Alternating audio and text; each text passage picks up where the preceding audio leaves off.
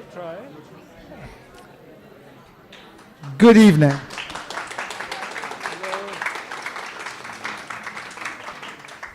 It's not often you get like applause before you speak. Happens all the time. It is an incredible delight and honor to introduce Hisham Matar to talk about his most recent book. The book is entitled My Friends, and I think it's useful to sort of do an act of disclosure before we start, which is to say that Hisham is in fact my dearest friend. And so there's going to be a lot of sort of meta stuff happening in this conversation that you're going to have to... We don't usually talk like this. No, we don't. Definitely not. And so one of the things you'll discover is that friendships are really very transactional. And so you're going to try and figure out like what's going on here and who owes who what and, you know, who's obliged to who in this particular moment. So I'm going to try and help set the scene by saying Hisham's first book, he was an architect and a poet and a playwright and an actor, was shortlisted for the Booker Prize. So that doesn't happen very often. He's won the Pulitzer Prize. He's won more prizes you can imagine, an honorary doctorate for the Sorbonne. So I'm really here helping him out, as you can imagine, not. And it's been really just like a remarkable thing to be able to see such an extraordinary moment of a person who has global recognition come into this space, which is my club, and to speak. So I'm just more thrilled than ever. And he's going to start by reading. Thank you. Hello, good evening, everyone. Hope you're well. I'm going to start from the beginning of the book, which unusually for me is really the beginning of the book. It's the first thing that I wrote, in other words. Stand up, just, you know, not as a gesture of dominance, but as I'm not threatening you, it's more out of respect, really. It is, of course, impossible to be certain of what is contained in anyone's chest, least of all one's own, or those we know well, perhaps especially those we know best. But as I stand here on the upper level of King's Cross Station, from where I can monitor my old friend Hisham Matar walking across the concourse, I feel I'm seeing right into him, perceiving him more accurately than ever before, as though all along during the 2 decades that we have known one another, our friendship has been a study. And now, ironically, just after we have bid one another farewell, his portrait is finally coming into view.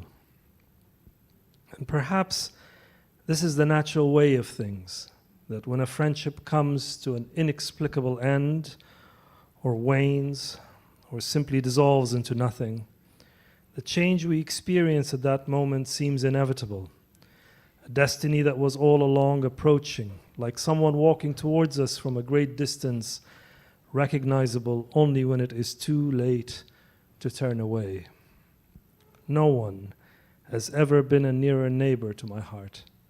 I'm convinced, as I watch him go to his train for Paris, that city where the two of us first met so long ago and in the most unlikely way, that he is carrying, right where the rib cages meet, an invisible burden, one, I believe, I can discern from this distance.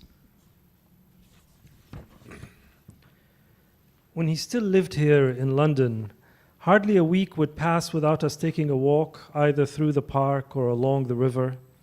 We sometimes got into a debate, usually concerning an obscure literary question, arguments that, perhaps like all arguments, conceal deeper disagreements. I would sometimes, to my regret, for the gesture has always displeased me, tap my forefinger on his chest and let my palm rest there for a fleeting moment, as though to keep whatever it was that I believed I had placed there stable.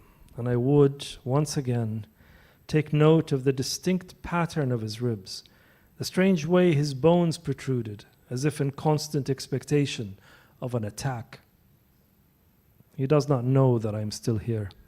He thinks I have rushed off to the dinner engagement I told him I was already late for.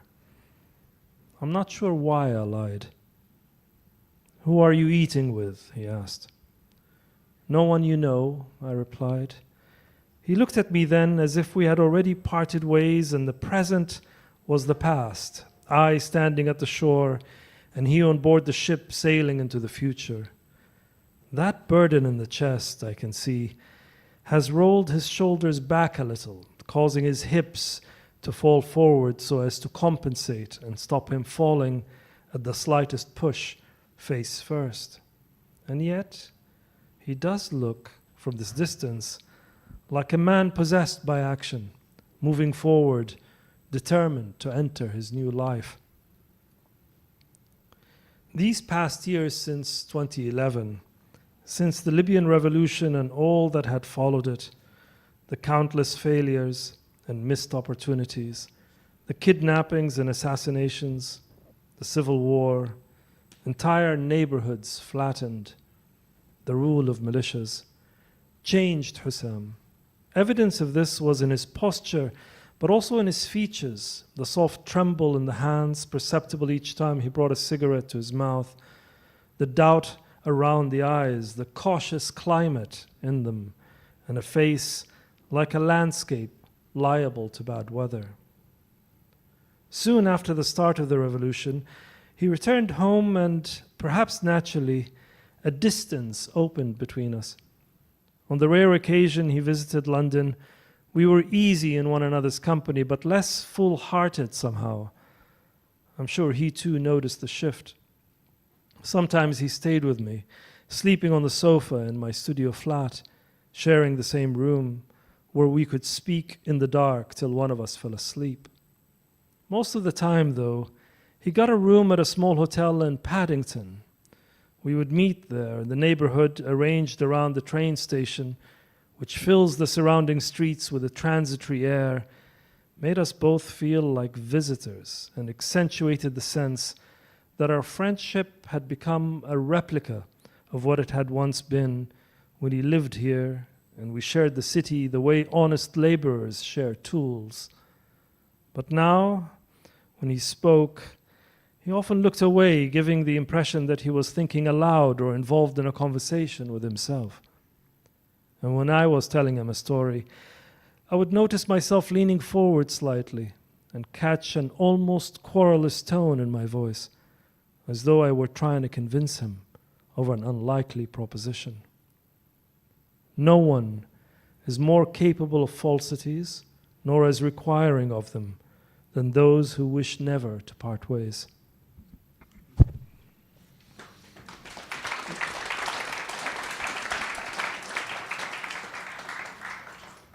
So this novel explores the fallout of a 1984 shooting at the Libyan embassy in London and its effect on three friends. A policewoman dies, 11 people are injured, and it's a melange of real-world events and a meditation on friendship. So put us in your mind when you conceived of this novel. What caused you to use this particular setting and this particular constellation of people for this meditation on friendship? It's very hard to answer. It's always, for me, fascinating where a work starts and to account for it. Of course, the easy answer is the first time you sat down to write it. Well, that first sentence, it is, of course, impossible to be certain of what is contained in anyone's chest, least of all one's own, so on. That I wrote that 8 years before I sat down to write the book. So you could say that's when the book started. But then I found a note from when we lived in Paris in 2002 or 2003, where I wrote on the back of an envelope an idea for a novel, having not written one yet or published one yet. And the idea was about these three male friends who are living in exile in London. And so you could say that's when it started. but also there's an earlier date when a couple of years before that, my wife and I were visiting her family in California, and I had an old friend who somehow had ended up there. And I'd seen him, and he was fine. But in that afternoon, I went home, and I was just so overcome by this sense that so many of the people I know have had to leave for one reason or another. And appeared to me, particularly men of my generation at that moment, appeared to me as sort of scattered here and there.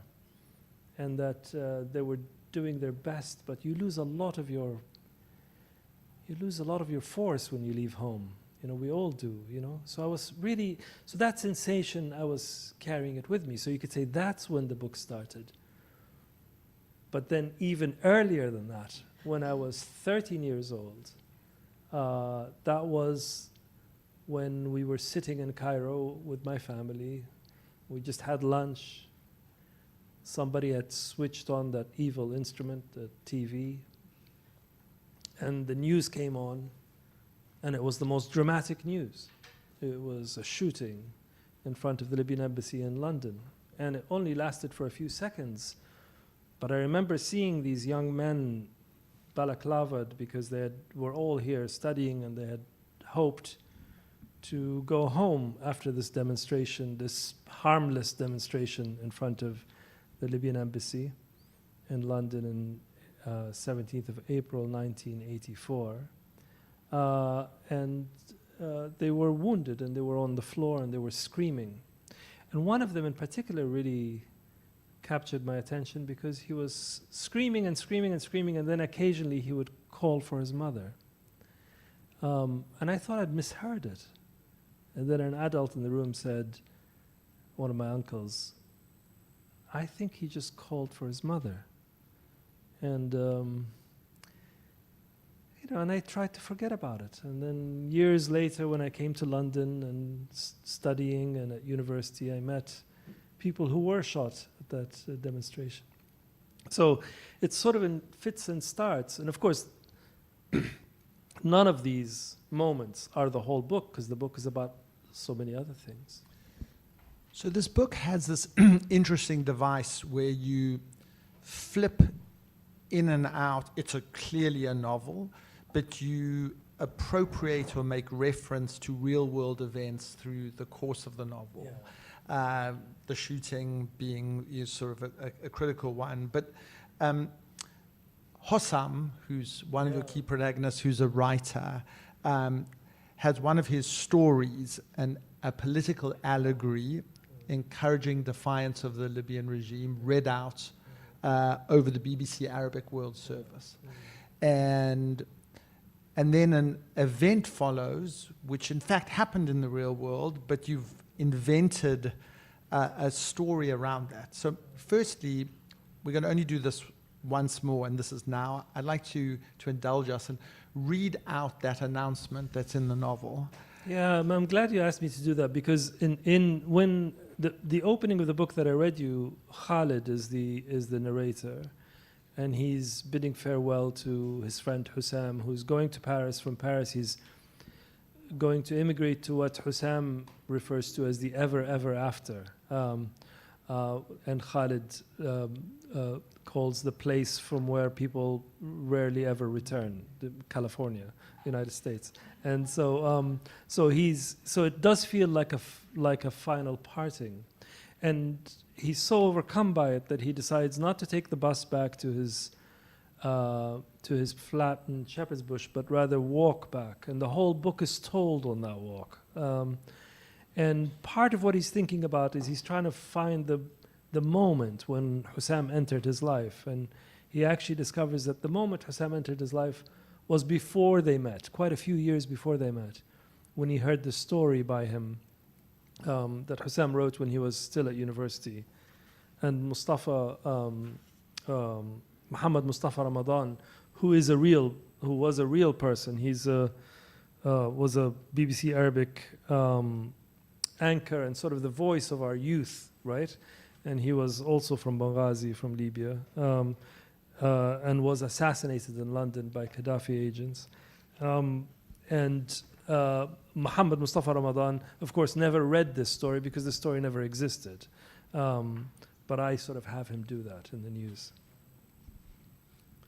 So this is Khalid at the age of 15 in Benghazi with his family. Muhammad Mustafa Ramadan announced the title of the story, The Given and the Taken, and began to read. My father started, and sorry, I'm going to stop for a minute to tell you just a little bit. Sorry, this is sort of I'm sort of revealing a bit of the mechanics here, but years ago, wonderful Iraqi poet Fadl al-Sultani told me that he had read a story in Al-Sharq al-Awsat newspaper, which is published out of London, by a Libyan writer about a man who is eaten by his cat. And he said, I just could never forget the story. Do you know it? And I asked everybody I knew about whether they knew this story. And nobody could remember anything like that. So I asked Fadl, who was an editor at the Sharq al-Awsat, to go into the archive and find it. So he went to the archive and came back and said, couldn't find it. So did Fadl read it somewhere else and forget? Who knows? But I also couldn't get the story out of my head. And so this was an opportunity to sort of write the story or write in the voice of somebody else. And through doing that, embody perhaps more intimately this character that I was making up, Hisham. And while Hisham finds a space, when I read this first, I couldn't get it out of my head. So you're in for a treat. Muhammad Mustafa Ramadan announced the title of the story, The Given and the Taken, and began to read. My father stared into space, utterly focused. My sister Su'ad occasionally lifted her eyes from the table to look in my direction or at mother or father. Mother kept her eyes on me. Before putting on his socks, the man lay down on his back in the middle of the room and tried to remember where he was meant to be. A cat paced around his body. He felt the moist tip of its nose touch the big toe of his left foot. It began to lick it. It was not an unpleasant sensation. He could feel its rapid breath when the animal started, tenderly, almost affectionately, nibbling on the soft skin. The refinement of modern life, he thought, as he considered how the comforts of cotton socks, shoes, and slippers had made a delicacy of his feet. But then the cat bit into him, puncturing the skin. The sting was sharp and precise, and yet began to recede the moment the cat licked the blood clean. It paused for a moment, and then it purred and rested and purred some more. He felt an unexpected satisfaction at its pleasure. He thought that he too ought to close his eyes a little. When he woke up, there was still the clock-like rhythm of the cat's breathing beside his foot. It licked the sore spot again, then turned to its own paw, bathing it with licks and using its teeth to scrub and nibble it clean. It stood by listlessly, facing his foot, before it dug its teeth once again into his toe and snatched off a piece of flesh. He looked up, and its eyes showed no outrage, no remorse, but stared right back at him. He laid his head down. The pain was unbearable and tremendous, and yet, the man thought, unbearable was not the right word. If anything, it was, surprisingly, bearable. He remained stretched on the floor of his room while the cat worked diligently and calmly. Every time it licked and comforted the wound, it prized away another piece of flesh. Until it finished the toe, it moved on to the next one. The strange thing was that as the cat ate, the man began to see, as vividly as a film running in front of him, the history of his toes, from their life in the womb to the present day, their adventures and misadventures, which were his own, but rendered in mockingly heroic proportions, so that as he was being eaten, he felt he was also being mourned, albeit sarcastically. This grotesque spectacle of his life became more hypnotic the more the cat continued its diabolical scheme. It worked with unquestionable determination. It ate its way up the man's legs and arms, and he continued to watch and marvel at the life story of his limbs, the memories lost and now caught all at once as though in a net, an elaborate retelling of a modest life. Although the cat's appetite seemed bottomless, particularly for a creature of its size, it did not rush or hurry to satisfy it. And this confidence was, it turned out in the end, its boldest weapon. Now the man was nothing but head and torso. His head, which he concluded was the only thing he truly could not do without, remained perfectly intact. The cat approached slowly, pausing by his left ear, as if about to tell him something of grave importance.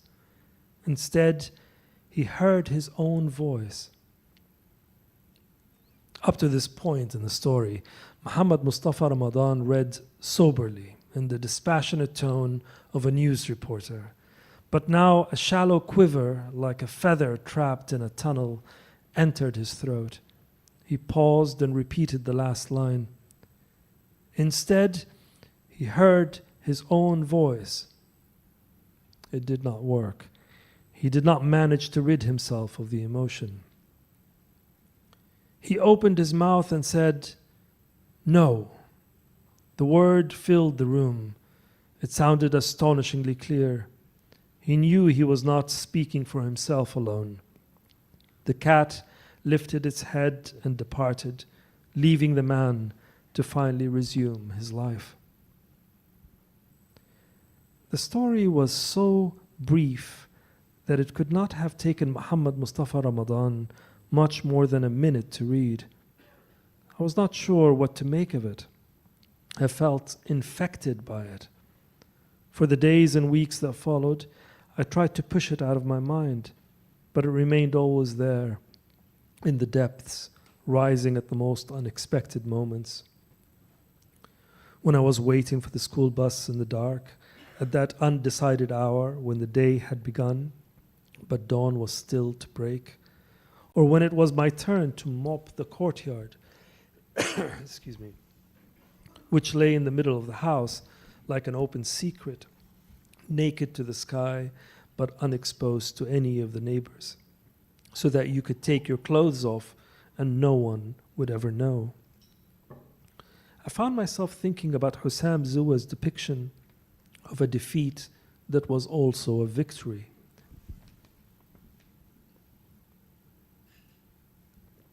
It's that feather. I found myself thinking about Hussam Zuwa's depiction of a defeat that was also a victory. At such moments, I was unable to ignore the story's claustrophobic atmosphere, manifested so horribly in the man's inexplicable lack of objection, which is rendered all the more upsetting by how effective his protest proves to be when it eventually comes. The story entered my dreams, where I sometimes saw myself as the limbless figure in constant need of looking after. What I remember most from those dreams was the savage sense of my own helplessness.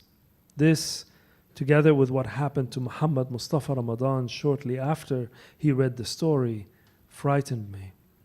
I became, in silent and private ways, powerfully aware of the fragility of all that I treasured: my family, my very sense of myself, the future I allowed myself to expect. Thank you. So I want to ask you, based on that, a question about the relationship between literature and politics, something that we've discussed on a number of occasions. But in the Orwell Prizes for 2024, sort of calling out of your book, there are a few words which I wanted to read to you to ask you to reflect on, because it says, "The quietness of the prose belies the event's traumatic drama and its profound personal and political repercussions. The style is old-fashioned, genteel almost, and authentic to the point of reading like the most exquisite memoir. A warm and extraordinary clear-sighted novel that is in part about the power of the literary world to effect real-world change." And when I read that account, a more compelling, terrifying account of how authoritarian rule can consume people with their consent, and a more powerful metaphor I can't imagine. And you write that and it sticks.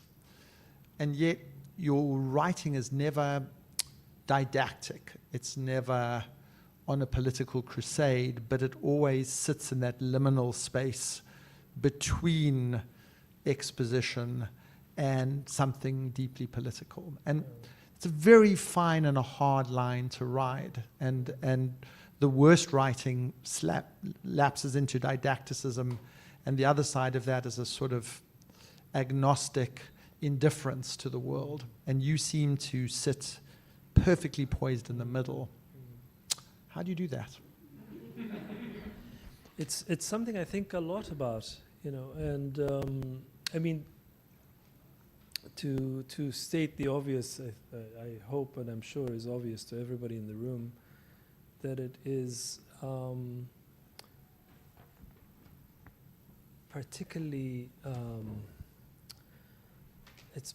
unbearable being Arabic of my generation, because it means that you have had to observe in very intimate ways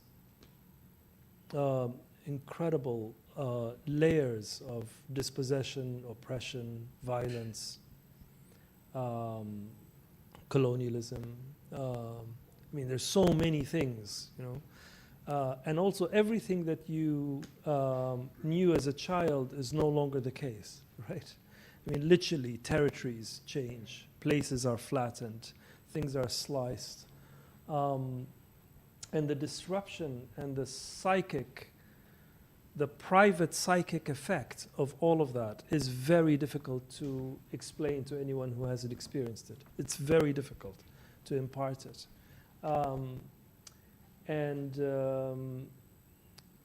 Today, I don't know why, but at some point around midday, I remembered my dear and sadly now departed friend Khalid Khalifa, a wonderful Syrian novelist, and talk about a man who had to sort of also navigate this under the most brutal conditions. And I remember Khalid once telling me in his old familiar teasing, but also darkly teasing way, he says, "Oh, you and I were done for. We can't. I mean, can you imagine being one of those European writers and you could just write about frivolity?" He says, "How can you write about frivolity when you know all these people who have been killed or are imprisoned, who disappear? How do you do that when your own people are displaced, dispossessed, killed on such a large scale, and seemingly nothing really happens, nothing changes? What does that..." I don't have an answer, but I think what I have been trying to do is, in a sense, create the right conditions for me to absorb all that is around me. And sometimes even very well-intentioned active positions can be a way to shield you from how it really feels, you know. Sometimes action, of course, as admirable as it is, can also be a way of not listening, of not really perceiving.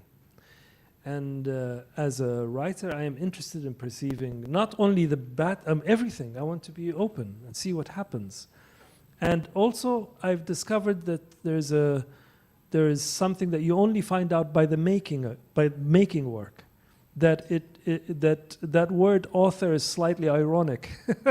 You know, you're not the authority actually over the work. You know, that if you are going to write something that is going to be worthwhile, it's the wrong way of putting it. If you're going to write something that is going to surprise you, it has to lead you. You know, it is the authority, and you are somehow a servant. You're following, you're listening. So all of that is very, very complex, but I think it also, I believe really, it sheds a light on the nature of art itself. And why I often feel that our culture undervalues what happens in our engagement with art, and why pastiche and mediocre work is actually, apart from it being of bad taste, is actually poisonous. I really believe that.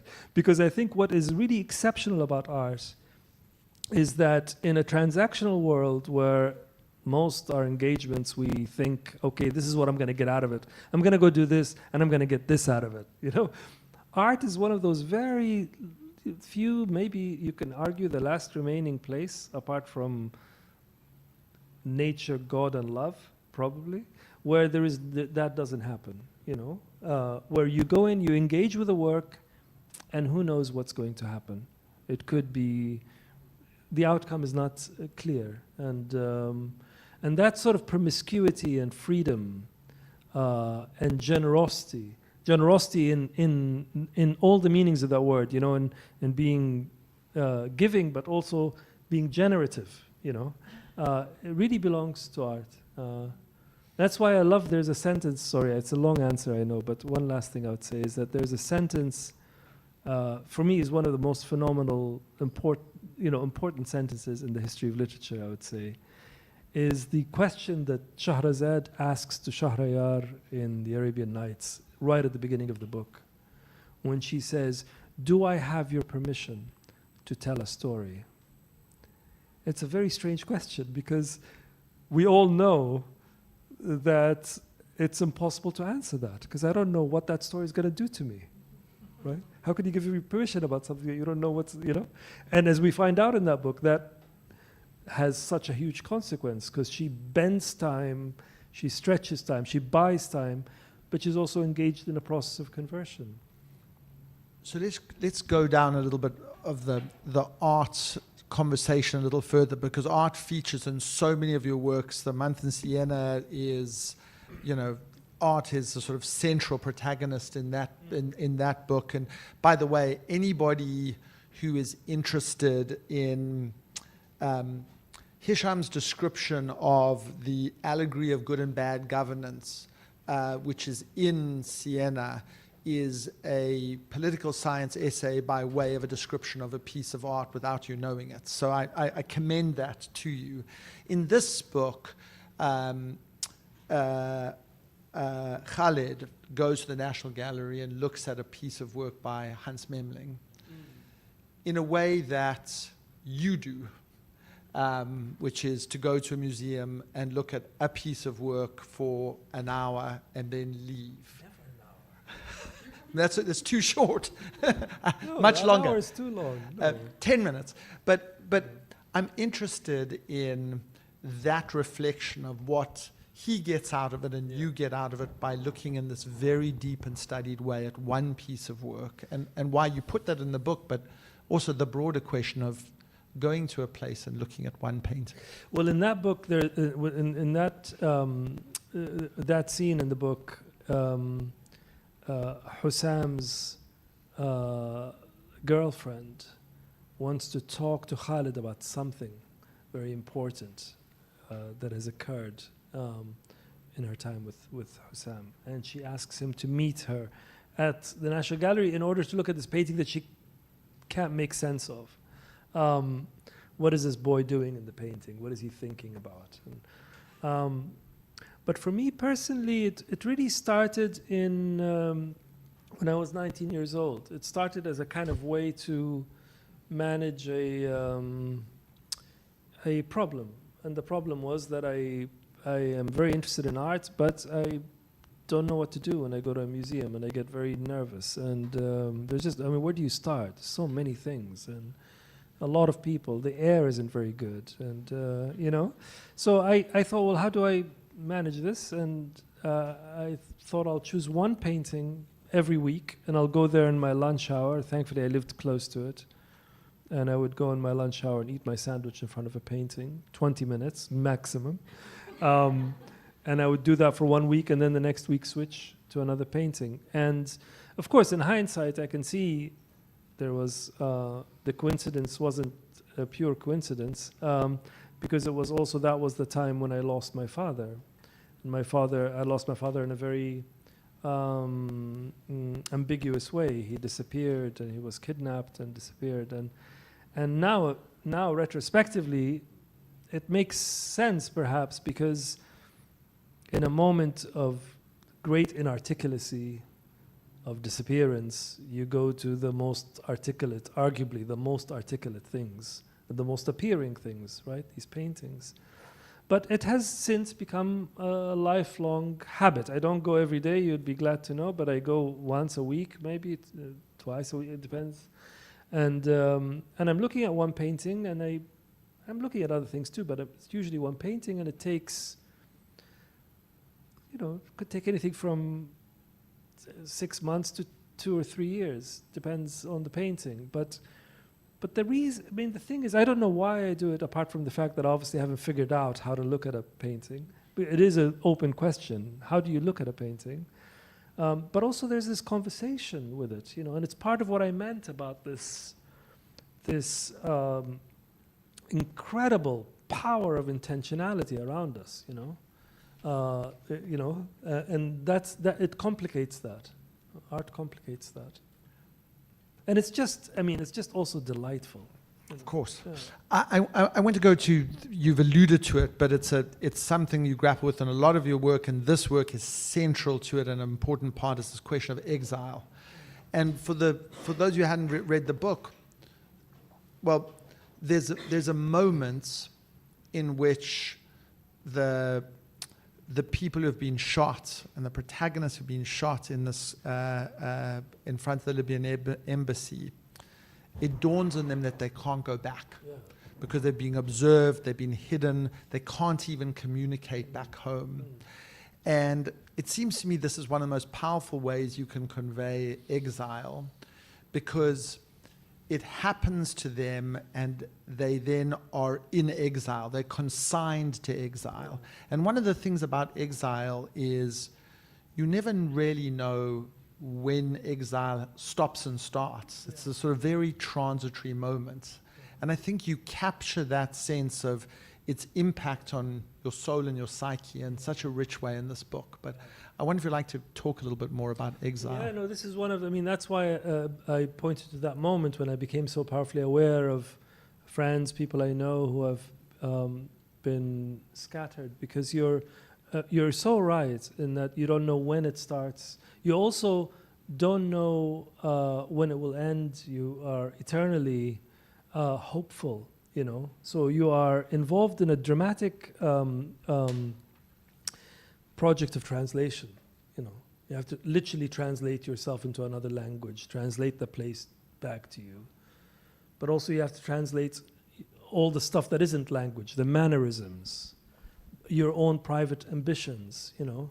And you are inventing or improvising this life, but you're also performing, even though you don't think of it that way, performing a self back to the original place. You don't want them to worry about you, or you don't want them to, you know. There's one of the great exilic texts that I love, is when Ovid is exiled to Constance by the Black Sea, we don't know why he was sent there, except that the only explanation he offers is Carmen et error, a poem and a mistake. But he writes from there. He writes these texts and sends them back where he's appealing, you know. But he writes this really interesting work where he sends the work in his place, and he tells the work what to say, what not to say. And of course, the work doesn't hold its tongue, you know. But it's, how does it start?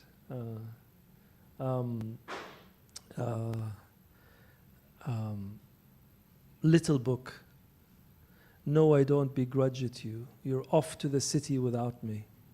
On your way, there's many mistakes here, so don't hold me to it. Little book, no, I don't begrudge it you. You're off to the city without me. On your way then, but penny planed as befits an exile's sad offering in my present state. For you, there will be no slipcase in vermilion, how they used to dress the books. No cedar oiled backing, no white edges to set off your black letters appear for inspection briskly, unkempt. And if, in the throng, you should come upon one who should chance to ask about me, don't say he's well. Say he lives by the grace of the gods. For the rest, remain silent. That's how the book starts. But of course, the book doesn't remain silent. It does convey a lot of things. So the exile is inventing a life in the present, but is also concerned about the past, the place that she might return to, etc. You know, so it's a complex space. Yeah. In the time remaining for our conversation, I want to now turn to friendship. Yeah.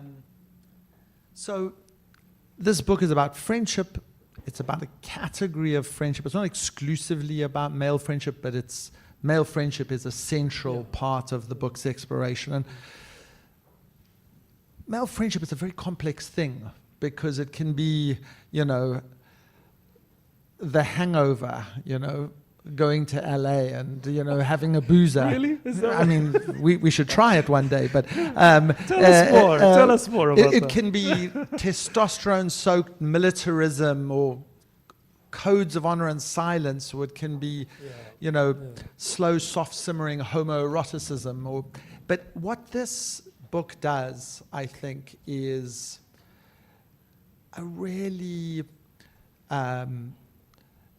you say something about nobody can know the distance between friends or something. You have a metaphor, the distance within friends and the exploration of what happens in that distance.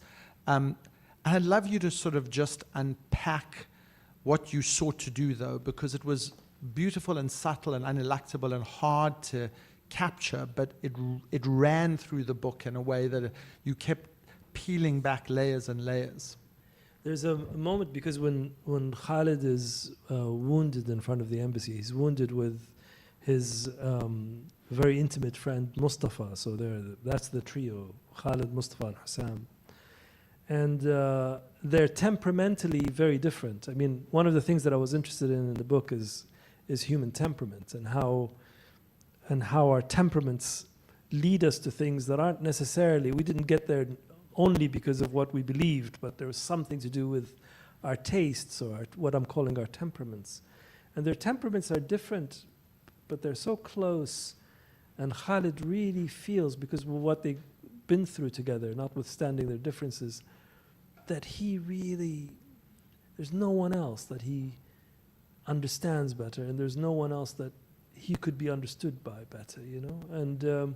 And this hallmark of the nature of desire, that desire will be extinguished if you and if I really can get into your head, truly get into your head, it will be over in a sense.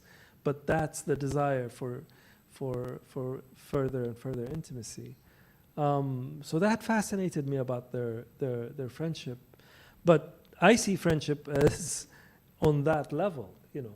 I mean, friendship is many things. But it is also a love affair, you know. It is also the desire to really know somebody very well, to be drawn out by them, you know.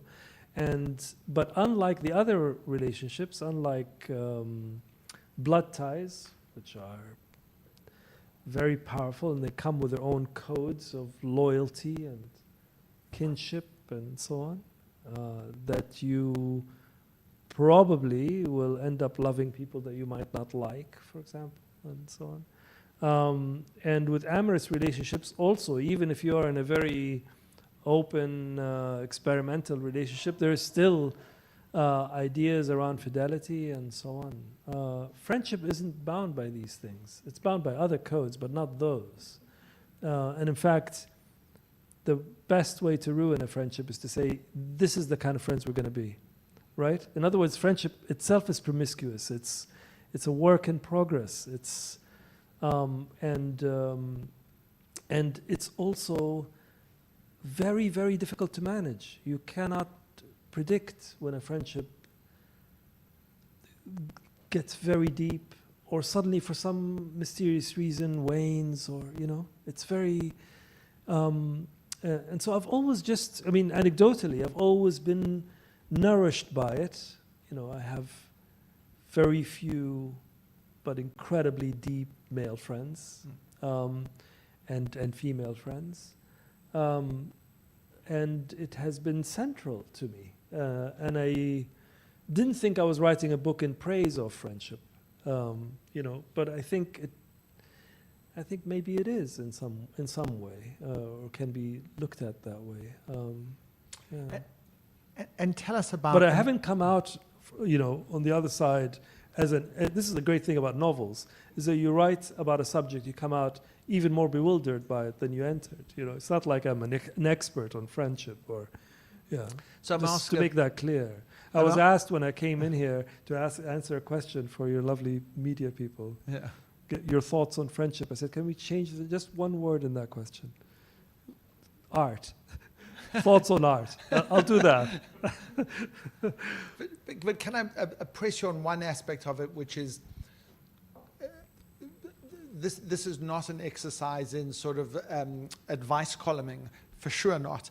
But it is about the trickiness about how to be better male friends.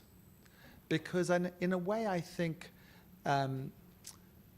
machismo or patriarchy or something has denuded men in some way, some kinds of men, perhaps. And feel free to reject the premise, but of a sort of language, an emotional openness, an ability to be intimate, a tactility, a set of things that men feel are unavailable to them that women, again, stereotypically find more available. And I think I felt in the book this ability to kind of, you felt their friendship. Yeah. And you felt the depth of it, and you felt that they were proper friends and friends who were the kinds of friends, notwithstanding the complications, that there may be things in that are worth emulating. Yeah. I'm not sure. I'm not sure. I mean, I recognize what the premise, but I'm not sure. I'm just thinking my own life. I'm just different generations. You know, I've witnessed really passionate, close camaraderie between male friends, you know, throughout my life. So, but I think you're right. I don't know if I have anything to add to it, except maybe just have fun, you know, drink more, eat more. I don't know. Okay, my final question is this book. Make marmalade. This book is a love letter to London in some ways as well. It has a walk through London, yeah. And there are so many moments in which I felt you were dropping postcards to yourself in letterboxes that you were picking up on the next block.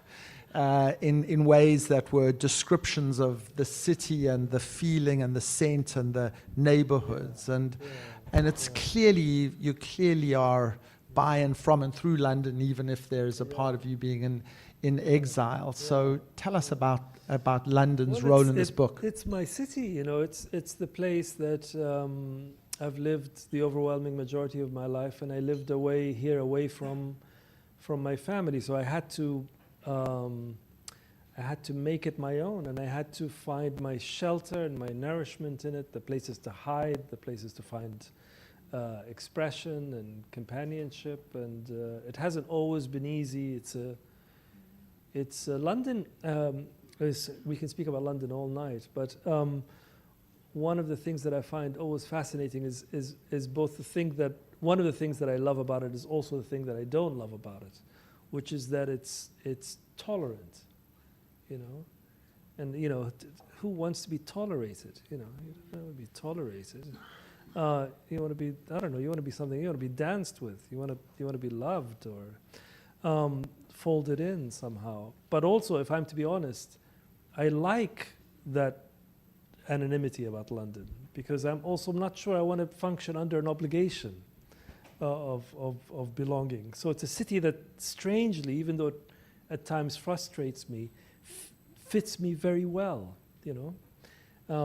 My earliest memory, I don't know if I ever told you this, but my earliest memory about London is I came here with my parents. They were meeting friends, and there was all this festivities, and they rented this flat, and I was 10 years old, and we went out walking, and it was a cold day, it was raining, and right in front of Bond Street tube station, 3 men were dancing, and they were totally naked. And they had these punk hairdos. And I remember standing and watching one of them jump up and down and his willy going like this. And I'm thinking, wow, imagine doing that in a city, you know? And I just thought, what a city, that's great. You could be in the London tourism board, the litmus test for London.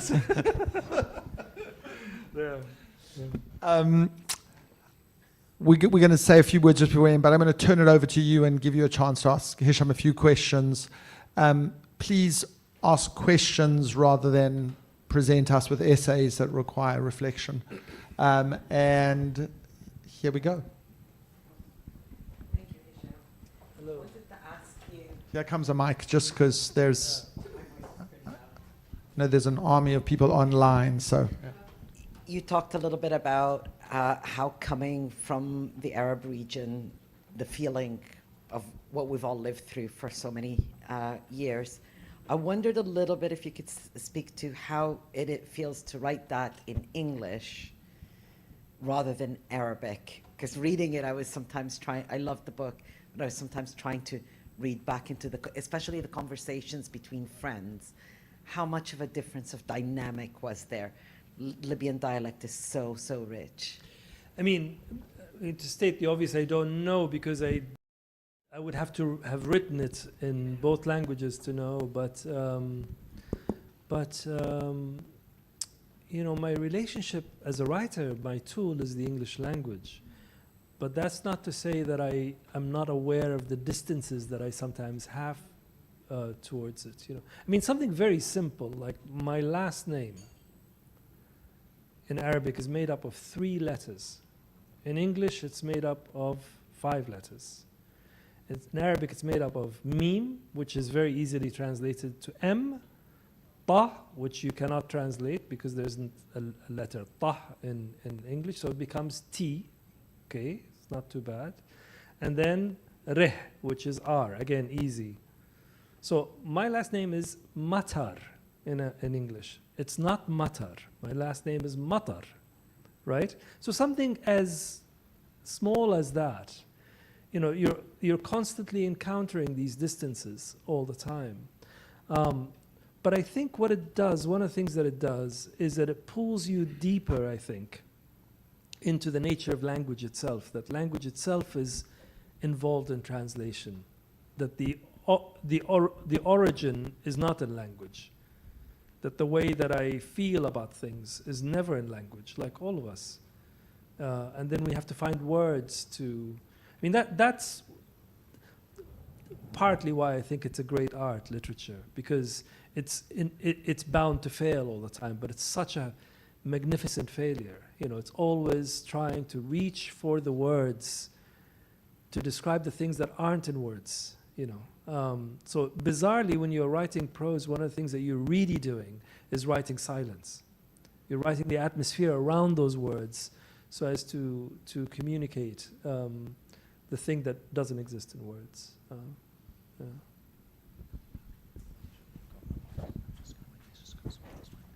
Oh, run out of battery. Spoke too much. Hi, Hisham. I'm new to exile, Sudanese, and I found writing to be the only way for me to process that. And I've been thinking a lot about what you've said about human temperament and how it drives choices that are not necessarily held in political or ideological beliefs. And it scared me of my own temperament and what that would be. I guess my question is, how did you come out of this process of writing through exile, through grief, on the other side?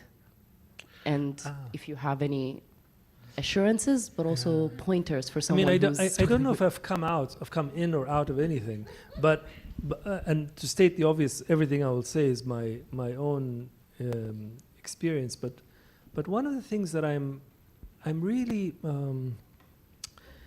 not trying, at least consciously, to process anything, because that would suggest that I'm using the writing for something, and I don't. It really comes or seems to come out of nowhere. It really does. Of course, it doesn't come out of nowhere. I'm sure, but I feel led by it rather than I am processing something, and also I really think, okay, this is. Maybe it will seem really strange for somebody who has written a memoir and so on. And, I'm really not interested in my life, I really don't think my life is interesting or necessarily more interesting than anyone else. In fact, I'm sure I'll find your life far more interesting, I'm not particularly interested in my family or more interested in them than anybody else, or in my country more than any other place. So I don't write about those things when I have written about them because I necessarily think they are of distinguished importance, or even because they haven't been written about before, so they're underrepresented. Because again, I can't really choose in that sense. And if I was going to choose to write about something that's underrepresented, oh God, can you imagine the things that will be more underrepresented than my story, for example. But the reason they feature, or that I've benefited from them, is that they have been my education, right? They have, and that's really what I'm interested in. I'm interested in this event of being a human being, and that everything that has happened has just educated me a little bit. I'm not saying I'm very well educated about being a human being, but it just, everything I know has been, I learned it through what's happened, what I've read, who I've met, and so on.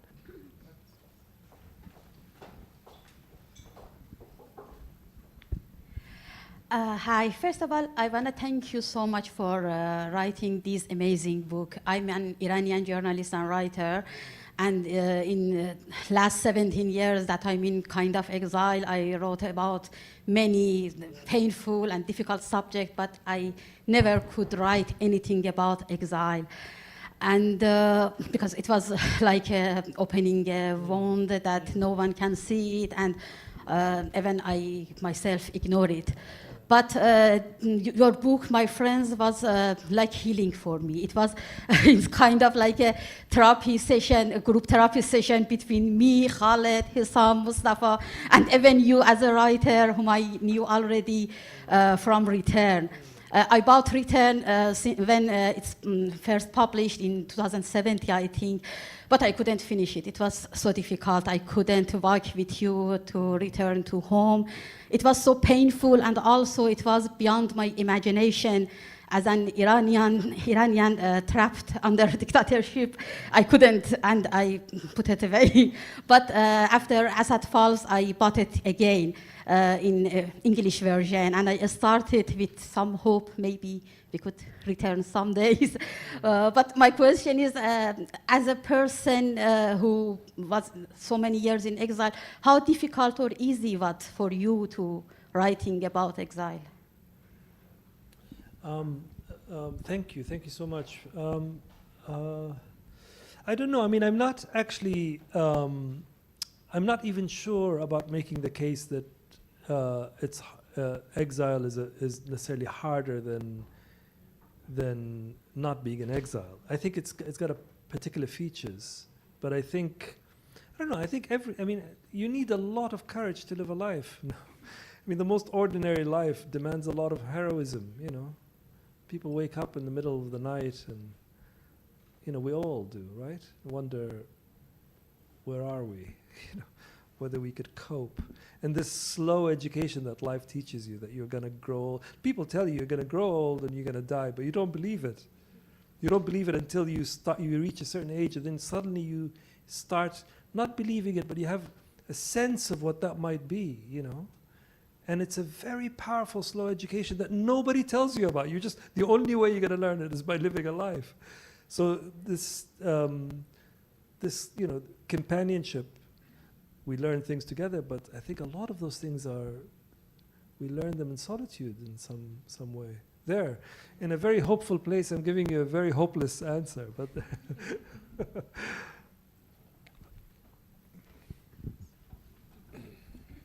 Thank you very much. That was a fascinating talk. I really enjoyed your book, and I found it a very subtle and moving exploration, not necessarily of exile, which I don't have experience of, but immigration.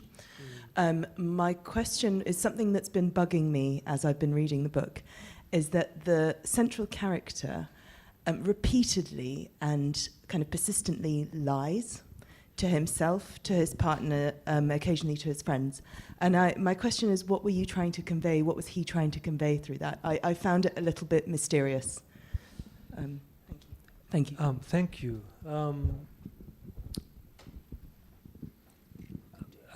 I pause because I have my own doubts about answering for the book, because I think the answer is there, but maybe I'll offer this, that it's very difficult to be in a situation like that, where you're living away from home from a very young age and having to as I said, improvise, a life without indulging in untruths, and not deliberately, often to protect people, to protect your family back home from what's happening. You tell them everything is great. From the people that you meet here, you might not want to disclose the true nature, the horror of what happened, because you don't want them to freak out or pity you or something, So you're constantly sort of navigating all that. And one of the things that you've also put your finger on, something that is, I think, a central preoccupation in the book, which is how do these things affect intimacy? Can you really be close to somebody if they don't know everything about you, or at least the main features of your life? Is one of the binds, I think.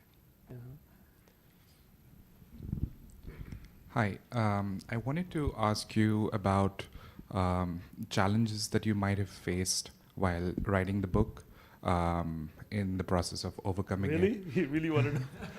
And something that you might want to share with us. You talked about being led by the vision. Something that you might want to share with us, the process. It takes a while to write a book. It took 3 years or so to write it. And so, yes, there are ups and downs. I remember a particular moment in the middle of the book where I'd written quite a lot, and I couldn't see my way through something.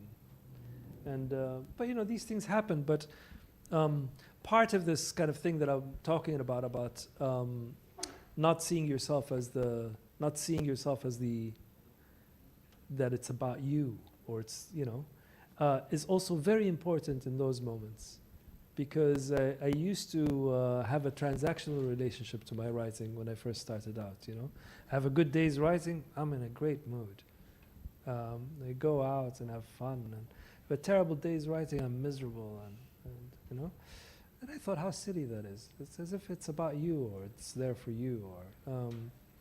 And so now I have I just make sure I sleep well. It's that simple.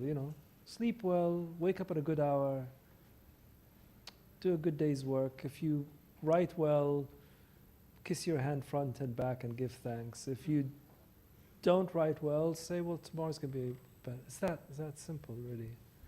But that doesn't really answer. You see, it's very strange, this situation of having to say all this, because when you're actually doing, the truth is when you're doing it, this all, again, makes it sound like I know what I'm doing. Because when you're doing it, you don't really. You're sort of, you're in a practice in some way.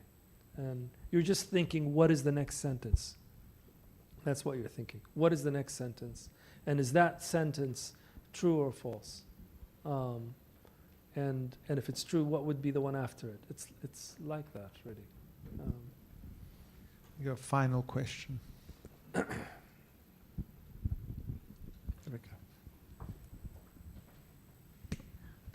I don't know if it's a question or more of an observation, just sharing an experience about reading the book, because I'm also an Iranian journalist.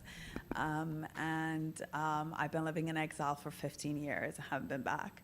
And if it was for me, when this great friend of mine sitting next to me, he read the book and he said, I've read this book and all the time I was thinking about you. And he bought the book and he gave it to me, and I was reading it, and at some point it was so heavy for me because I had to flee the country because of a protest and getting injured and being interrogated, and then I never went back, and then I came to London, and it was all like that. I was like, this is my life.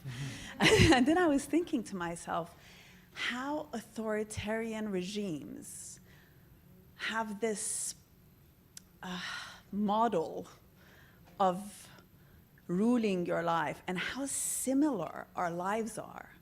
I never thought I would have such similarities with a Libyan person in my life. And I was telling a friend who was reading the book that you could just write Iran instead of Libya throughout.